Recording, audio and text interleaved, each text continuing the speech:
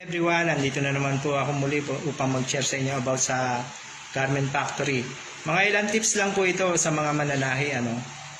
Pero bago po yan, sana po paki-like and share nyo na rin sa iba. Paki-follow and subscribe na rin ako dun sa mga makakapanood nito para sa mga latest update ng mga video na ito. So, umpisahan na po natin. So, ang tips ko po ngayon sa mga mananahi, sa mga sewer, para hindi gaano nagsisira ang mga makina nyo, laging nasa kondisyon ng makina nyo, irregular nyo po itong linisin.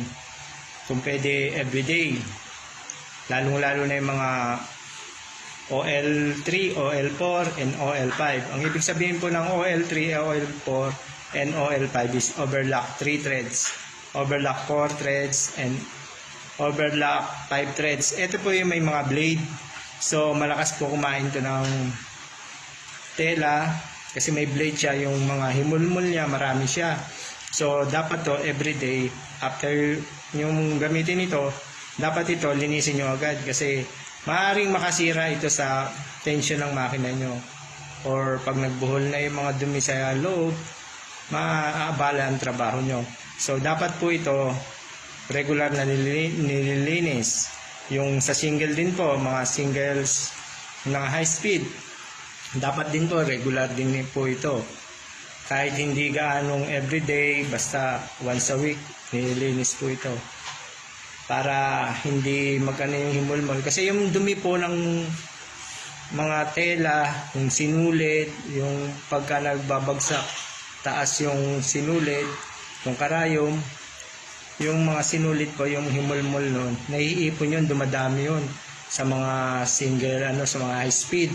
Minsan, kung titignan mo sa ilalim, pag sinulit mo, dun sa bobbin case, sa rotating hook, makikita mo ron yung parang cotton candy siya. Ito dapat laging nililinis yan. Lalo na kung mga tinatahi nyo masyadong mahimulmol yung tela. So, dapat talaga may regular kayo na paglinis dito. Kahit ano pong makina, special machine or mapa high speed yan, dapat po regular po itong nililinis para hindi nagsisira. Kasi once na nasira yan, nawawala yung tension ng makina. So, meron pa po yung pagsubo. So ang pagsubo po, wag nyo pong pipigilan ang takbo ng makina. Pwede, alalayan nyo pag medyo makapal yung mga tinatahi nyo. Pero wag nyo po itong pipigilan. Kasi pag pinigilan nyo, ito po yung nagiging dahilan ng pagkaputol ng karayom sa high speed. Pagdating naman sa mga overlock, katulad ng 3 threads, 4 threads, and 5 threads, maaaring maputol ang looper. So, mas delikado kasi ang looper siya yung nag-hook do sa mga sinulid mula rin sa karayom.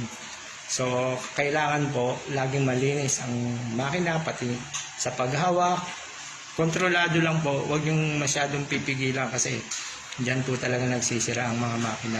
So, may mga counting tips po ako sa inyo. Kahit yung sa mga special machine katulad ng FOA, waistband, gartering, dapat hinahayaan nyo lang, lalo na sa FOA. Kinokontrol nyo lang yung pagpigil, hindi yung pipigilan nyo, hatakin nyo, mahirap yon, masisira. Sa gartering naman, mostly sa gartering, karamihan niya meron siyang puller sa harapan. So kaya hayaan mo na yung puller ng humatak. Ikaw relax ka lang sa gartering.